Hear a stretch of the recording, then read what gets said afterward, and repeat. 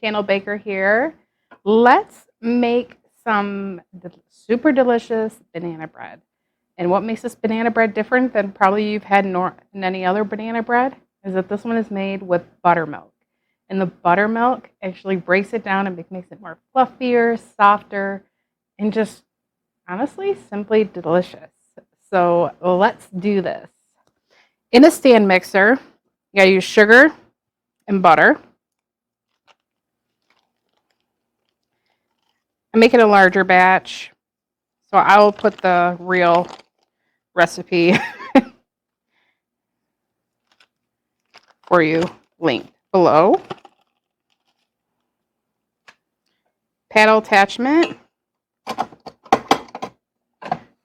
We're going to mix it up until it's really, really good. It's been mixing for a while, and scrape our bowl. We scrape it just to make sure everything's evenly distribute. Now we're going to go ahead and add our eggs and vanilla. Mix up really well. And then we got to make sure to scrape the bowl. Next ingredient we're going to need is buttermilk. We're going to slowly add our buttermilk in the mixture. We're going to make sure we're scraping out the buttermilk in the pitcher. We're not leaving any behind. Add in our bananas because I mean it is, after all, banana bread. And my bananas, I like to just kind of mash them up on a plate and then just slowly add it in. The important thing about baking, and this is where intuitively, like you're formally trained, like all the wets need to go together. Well, certain recipes want you to, let's say, add in the buttermilk, alternating with the flour. I don't do that. Why? Because it's overmixing. Too much overmixing. I don't want my stuff to become hard and dense. This is bread, after all. We don't want it to be that way. We want it to be just this delicious fluffiness, and overmixing can really do a lot of harm to our baking. So I always do my dry ingredients together in the same bowl. We have flour, baking powder, baking soda, and salt, all in the same bowl.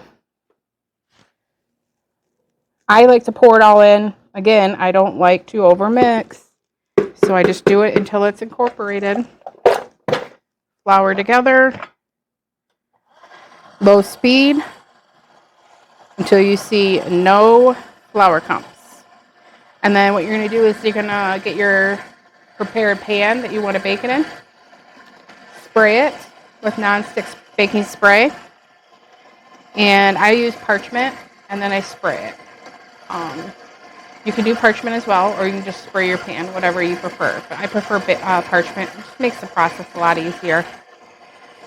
All right, just becoming combined. I like to go in on a higher speed for a few minutes. There we go. Take it off. I'm going to stir it. First, I'm going to clean my paddle. I'm going to stir it up with my spatula, just one little round, just to make sure I got everything on the ground, up from the bowl.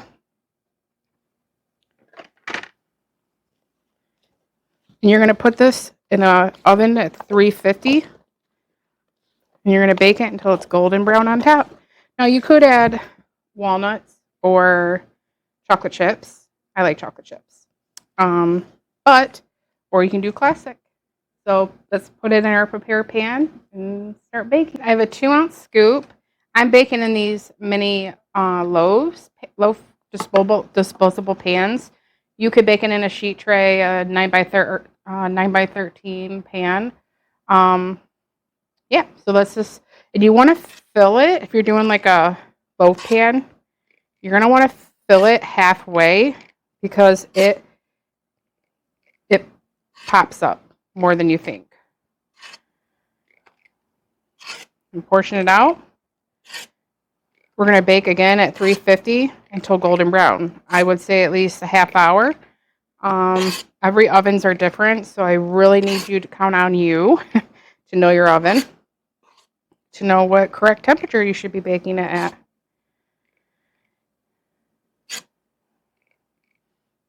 All right. In the oven it goes. And I like to kind of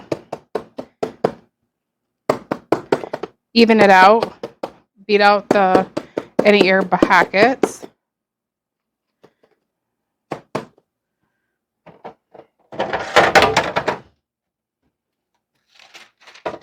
I have get a sheet tray.